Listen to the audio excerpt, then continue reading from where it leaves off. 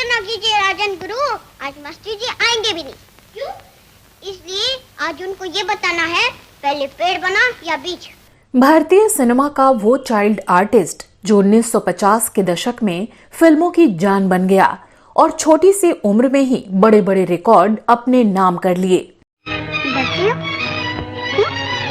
तुमने तो कुछ भी नहीं किया। ब्लैक एंड व्हाइट एरा का वो शरारती बच्चा जिसे सिने प्रेमियों के लिए भुला पाना नामुमकिन है। अजी क्या करेंगे डॉक्टर? शिकायत सर्दी की, दवाई गर्मी की।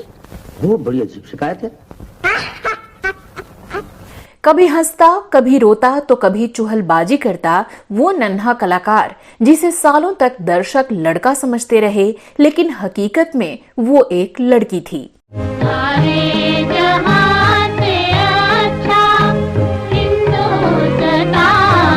लेकिन क्या आप जानते हैं कि इस बच्ची को हिंदी सिनेमा की आज तक की सबसे मशहूर और सबसे ज्यादा फीस चार्ज करने वाली चाइल्ड आर्टिस्ट माना जाता है। उड़ जा, अरे उड़ जा ना, उड़ जा पंछी पंख पसार। क्या आपको पता है कि इनकी सगी माँ ने ही पैसों के लालच में इनसे इनका बचपन छीन लिया और एक बार तो इन्हें सजा धजा कर एक फिल्म मेकर के पास होटल के कमरे में अकेले छोड़कर चली आई थीं। ये है मेरी बेटी मनोरमा, प्यार से हम इसे मुन्नी कहते हैं। और क्या आप यकीन करेंगे कि महज 6 साल की उम्र में इनके साथ इनके एक करीबी शख्स ने ही पहले तो बुरे काम को अंजाम दिया और फिर बेल्ट से ऐसा अत्याचार किया कि उस खौफ में इन्होंने कई साल गुजार दिए। क्या है? बड़े लोग हमको मारते क्यों हैं? उनकी आदत होती है। बच्चों को क्या करना चाहिए वो पहले नहीं समझाते। गलती होती है मारते हैं, फिर कहते हैं ऐसा नहीं करना, ऐसे करना। तो कौन थी ये टैलेंटेड सुपर चाइल्ड? क्या रही इनकी जिंदगी से जुड़ी वो कड़वी स्याह हकीकत? और तब की ये मासूम शरारती बच्ची आज कहां और किस हाल में जी रही हैं? बताएंगे और भी बहुत कुछ। आप बने रहिए हमारे साथ।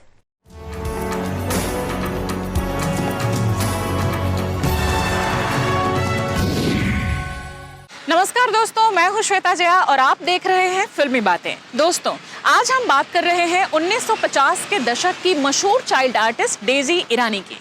चुन्नू पतंग को कहता है काइट, बोलो बेटा टिंगू ये रंग है यार। गुजरे जमाने की वो मशहूर बाल कलाकार जो कभी अपनी माँ की महत्वाकांक्षा की शिकार हुई तो कभी अपने केयर टेकर के हाथों ही चली गईं। लेकिन फिर भी सिनेमा के सुनहरे पटल पर अपनी अदाकारी से ऐसी छाप छोड़ी कि आज तक कोई भी इनकी जगह लेने में कामयाब नहीं हो सका है। ये तुम्हारा कुत्ता है? हाँ, ये आप ही का है। हाथ फेरो इसके ऊपर। शौक से? काटता तो नहीं? बिल्कुल नहीं। तुम्हारा बाबा खेला करता है इससे? तो इनकी जिंदगी से जुड़े दर्द, तकलीफ और बड़ी कंट्रोवर्सी की चर्चा करें उससे पहले चलिए जानते हैं कि कौन थी डेजी ईरानी और कैसे इनका फिल्मों में आना हुआ था। 17 जून 1950 को मुंबई में डेजी ईरानी का जन्म एक पारसी परिवार में हुआ था। डेजी की मां पेरेन ईरानी एक हाउसवाइफ थी और इनके पिता नौशिर ईरानी मुंबई में एक ईरानी रेस्टोरेंट चलाते थे जिसका नाम था बी मेरवान। डेजी 5 भाई बहनों में चौथे नंबर पर थीं। 2 भाई थे सरोश और बमन और 2 बहनें मेनका ईरानी और हनी ईरानी।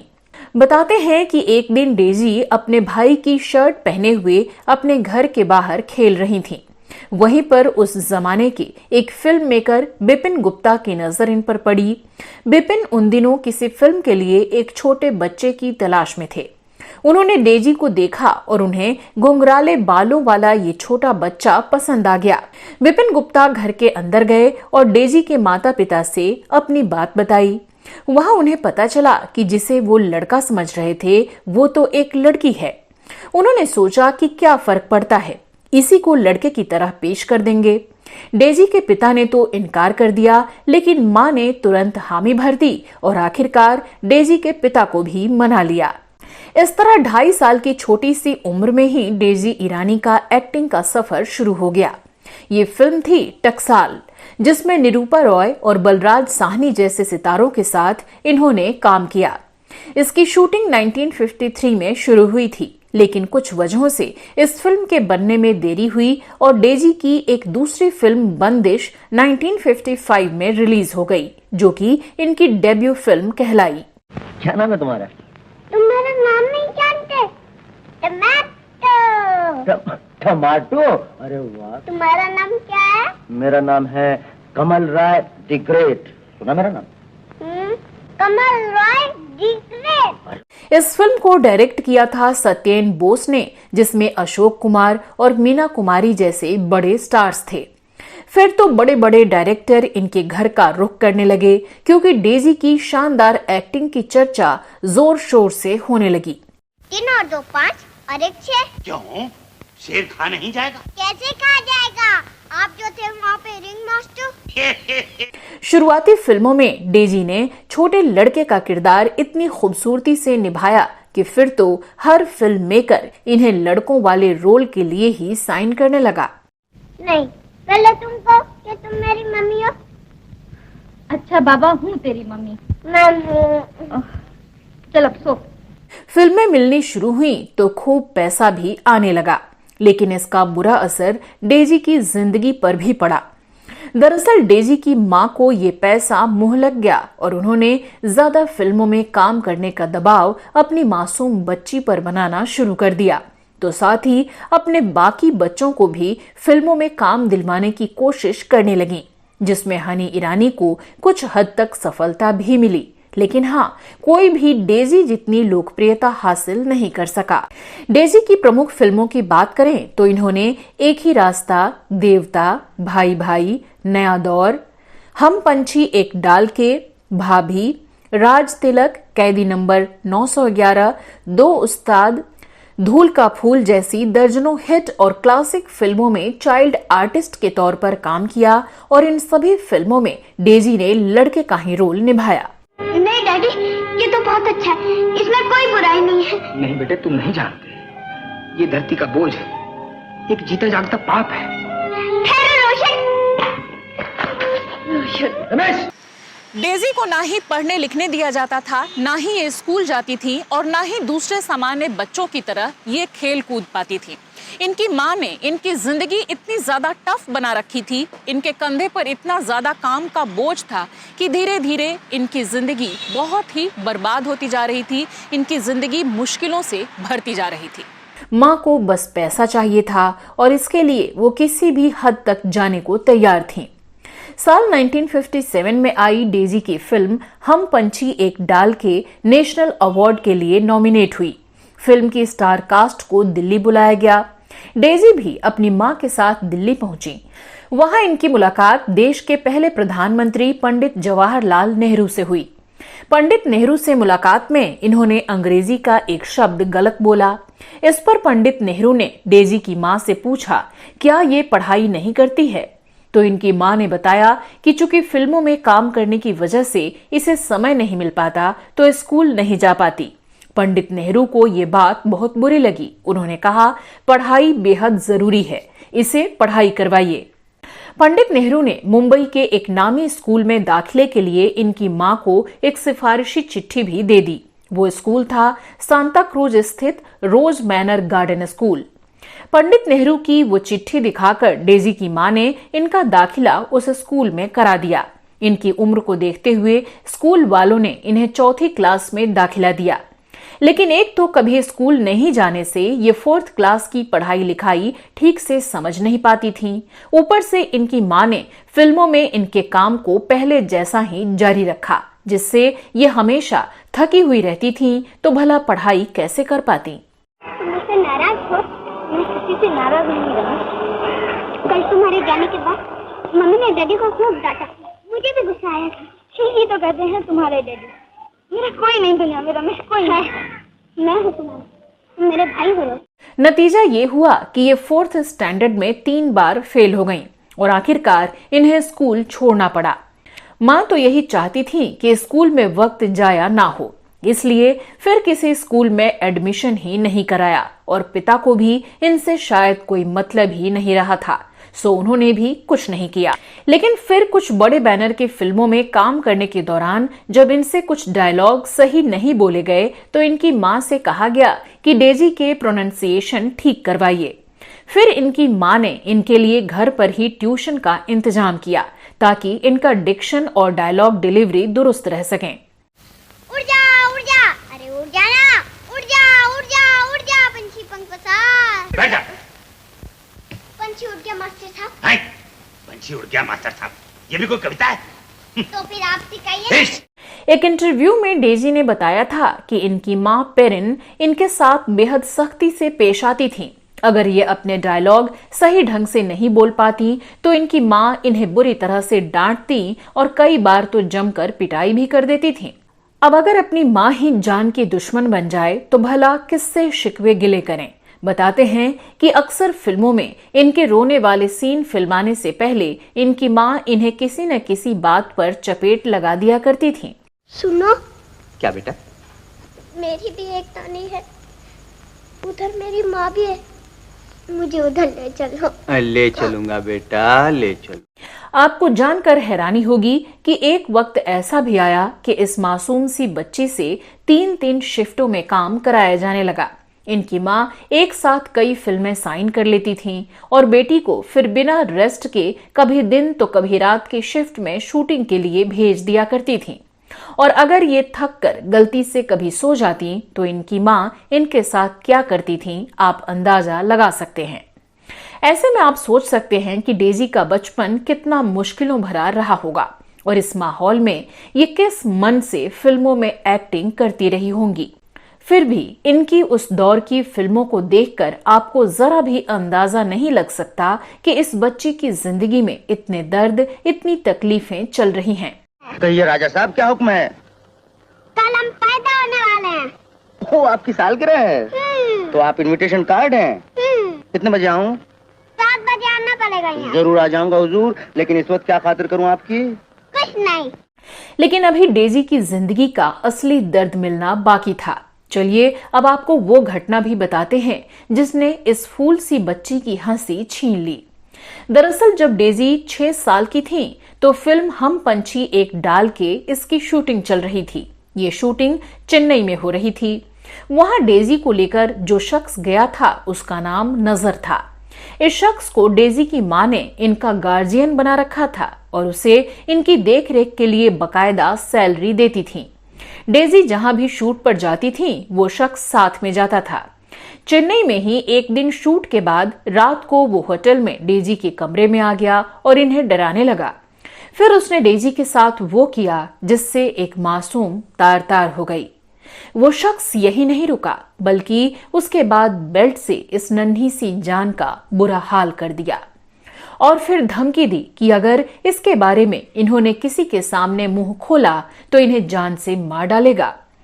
लगभग 6 दशक बाद मुंबई मिरर को दिए एक इंटरव्यू में डेजी ने यह पूरा वाकया बयां किया था। डेजी ने बताया था, उस वक्त मैं काफी छोटी थी लेकिन उस वक्त का दर्द आज भी मुझे याद है कि उसने मेरे साथ क्या किया।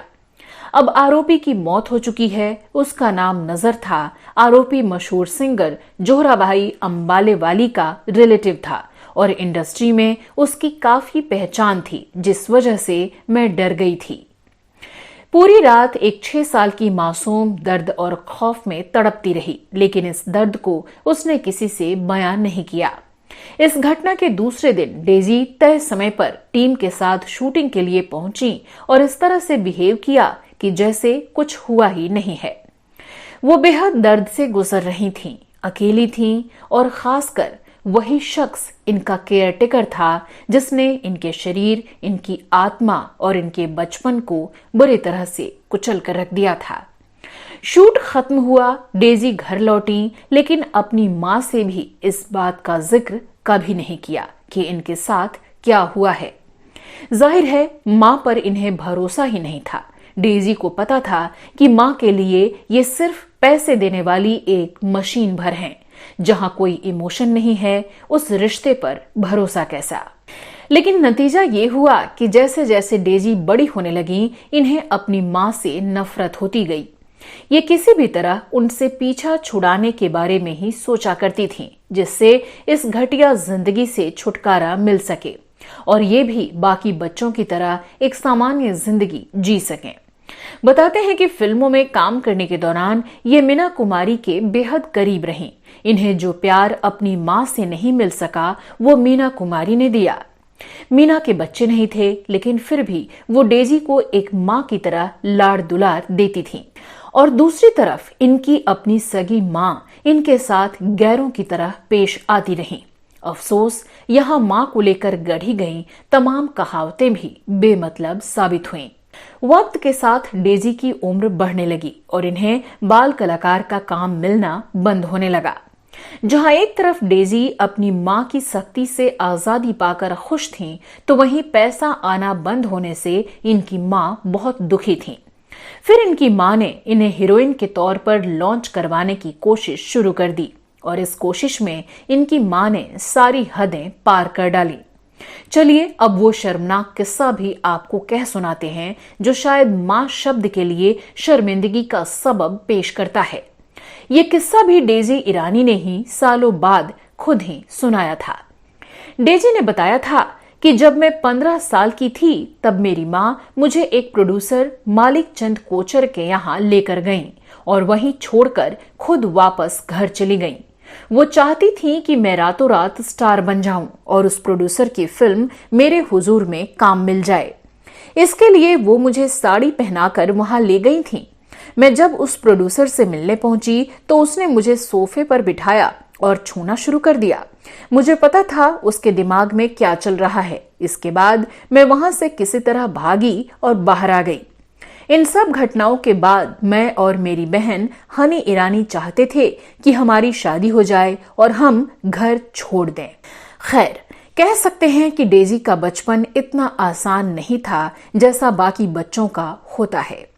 डेजी ईरानी ने 50 से ज्यादा फिल्मों में काम किया, जिनमें से कुछ फिल्मों में इन्होंने बड़े होने के बाद यंग एक्टर की हैसियत से भी अभिनय किया था।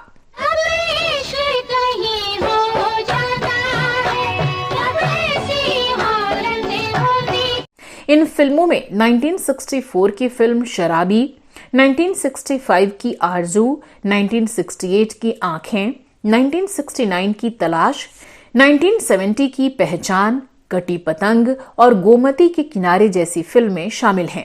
एक बात कहूँ बीबी जी? कहो। तब से कहना चाहती थी, अब मौका मिला। क्या है? यही कि छोटे बाबू ठीक कह रहे थे कि मेरी पत्नी पूनम का चांद है। बात इनकी शादी की करें तो 1971 में डेजी ईरानी ने जाने माने राइटर के शुक्ला से शादी की। ये लव मैरिज डेजी ने अपनी मां की मर्जी के खिलाफ की थी। इनके 3 बच्चे हुए, 2 बेटियां वर्षा शुक्ला और ऋतु शुक्ला और बेटा कबीर शुक्ला। इन्होंने कभी भी अपने बच्चों को फिल्मों में काम करने के लिए प्रोत्साहित नहीं किया, क्योंकि अपने कड़वे अनुभवों से ये इतना डर चुकी थीं कि अपने बच्चों को लेकर बहुत गंभीर रहती थीं। उनकी परवरिश पर भी इन्होंने बहुत समय दिया और फिल्मों में काम करना भी काफी कम कर दिया, जिससे इनके बच्चों को कोई परेशानी ना हो। हालांकि बाद में खुद की मर्जी से इनके बेटे कबीर ने अपना प्रोफेशन चुना और अब वो जी टीवी में प्रोमो एडिटर की हैसियत से काम करते हैं। साल 1993 में डेजी के पति के शुक्ला की मौत हो गई। पति के निधन के बाद डेजी काफी अकेला महसूस करने लगी और फिर सालों बाद एक बार फिर से फिल्मों में काम करना शुरू किया। साल 1995 में रिलीज हुई फिल्म अहंकार से डेजी ने एक्टिंग की अपनी सेकंड इनिंग की शुरुआत की। आप अपनी बेटी को समझा दीजिए कि आज के बाद वो प्रभात से नहीं मिलेगी। सुन लिया बेटी, तुम्हारी मम्मी ने क्या कहा? कौन रोकेगा हमें? मैं रोकूंगी तुम्हें। तुम? इसके बाद डेजी ने हाउसफुल, दिल तो बच्चा है जी, शिरीन फरहाद की तो निकल पड़ी और हैप्पी न्यू ईयर जैसी फिल्मों में भी काम किया। ओह, आई एम ऑनर्ड। एंगेजमेंट हो गई हॉस्पिटल में, हमें तो बताया ही नहीं। Cheers. अपनी दूसरी पारी में डेजी ने टीवी शोज में भी काफी अभिनय किया। इन्होंने संजीवनी और शरारत जैसे लोकप्रिय टीवी शोज में अभिनय किया था। कुछ और टीवी शोज में भी ये नजर आई थीं। हालांकि पहली बार इन्होंने 90 के दशक के चर्चित टीवी शो देख भाई देख में अभिनय किया था। डेजी ईरानी की बहन हनी ईरानी भी इनकी ही तरह चाइल्ड एक्ट्रेस रहीं, जो बाद में एक नामी राइटर बन गईं। उनकी शादी जाने माने राइटर जावेद अख्तर से हुई थी, जो कि बाद में टूट गई। उससे हनी के 2 बच्चे हैं, एक्टर फरहान अख्तर और फिल्म मेकर जोया अख्तर, जो कि किसी परिचय के मोहताज नहीं हैं। तो वहीं इनकी एक और बहन मेनका ईरानी ने stunt film maker Kamran Khan से शादी की थी, जिससे उनके भी 2 बच्चे हैं, जानी मानी कोरियोग्राफर फराह खान और film maker Sajid Khan. Daisy Irani के भाई सरोश ने भी कुछ फिल्मों में काम किया था और पूरा परिवार ही फिल्मी दुनिया से जुड़ा रहा। जिंदगी में एक वक्त पर डेजी ईरानी सिगरेट की लत से बहुत परेशान थीं, क्योंकि जिंदगी की परेशानियों से जूझते हुए इनको सिगरेट की लत पड़ गई थी। लेकिन फिर किसी परिचित ने इन्हें बाइबल पढ़ने को कहा और चमत्कारिक तौर पर डेजी ने सिगरेट पीना छोड़ दिया और आज तक इन्होंने फिर सिगरेट को हाथ नहीं लगाया। इस घटना का असर इनके जीवन पर यह हुआ कि डेजी तब से बाइबल और ईश्वर को दिल से मानने लगी और धीरे धीरे ईश्वर में इनकी आस्था बढ़ने लगी। ये प्रॉब्लम है, मैं सिगरेट पीती हूँ और मैं अपनी सिगरेट छोड़ना चाहती हूँ। तो उन्होंने कहा कल आके आप हमसे मिलिएगा, हम बात करेंगे। जब दूसरे दिन मैं उनके घर पहुंची हूँ तो उन्होंने मुझको एक बाइबल दिया, उन्होंने कहा ये आयतें पढ़ो। इसी के बाद इन्हें फादर ने समझाया कि खुद के मन की शांति के लिए माफी बहुत जरूरी है और तब डेजी ने दिल से अपनी माँ को माफ कर दिया। मैं भरोसा रखती हूँ, विश्वास रखती हूँ कि मेरा परमेश्वर सब कुछ संभालेगा। अकेलापन लगता है पर मैं अकेली नहीं होती हूँ, क्योंकि हमेशा पवित्र आत्मा मेरे साथ होता है। कुल मिलाकर डेजी ने पूरी जिंदगी बहुत ही चैलेंजिंग तरीके से गुजारी और नन्ही सी उम्र से ही इन्होंने वो सब कुछ झेला जो सोचकर भी हमारे रोंगटे खड़े हो जाते हैं। सुनहरे पर्दे पर हंसती मुस्कुराती एक मासूम बच्ची, इस हंसी के पीछे इतना दर्द छुपाए होगी, कभी किसी ने सोचा भी नहीं होगा। कितना अच्छा होता कि घुंघराले बालों और बड़ी आंखों वाली ये बच्ची वास्तविक जिंदगी में भी इतनी ही खुशहाल होती, यूं ही मस्त, शरारती, नटखट और बेपरवाह। पर इसके कंधे पर तो इसके अपनों का ही लादा हुआ जिम्मेदारियों और उनकी अपेक्षाओं का ऐसा बोझ रहा कि उसके तले इसका बचपन दब कर रह गया। सही कहा गया है कि पैसा और लालच ऐसी चीज है जो किसी भी रिश्ते को खरीद सकते हैं। यहाँ एक माँ ने ही अपनी मासूम बच्ची की खुशियों और अरमानों को जैसे इसी पैसे के हाथों नीलाम कर दिया था। खैर, अब ये बुरे दिन पीछे छूट चुके हैं। अब डेजी ईरानी 72 साल की हो चुकी हैं और अपने बच्चों और परिवार के बाकी सदस्यों के साथ एक खुशहाल जिंदगी बिता रही हैं। समय समय पर अपने कड़वे अनुभवों को ये साझा जरूर करती हैं, लेकिन अब इन्हें किसी भी चीज का मलाल नहीं है। हम डेजी ईरानी की अच्छी सेहत और खुशहाल जिंदगी की कामना करते हैं। जब तक हिंदी सिनेमा का इतिहास रहेगा, डेजी ईरानी का नाम गोल्डन लेटर्स में लिखा जाएगा। हम इनके दमदार अभिनय और इनकी सशक्त पर्सनालिटी को सलाम करते हैं। तो डेजी ईरानी की जिंदगी की परतों को खोलती हमारी आज की कहानी में फिलहाल के लिए बस इतना ही। नमस्कार।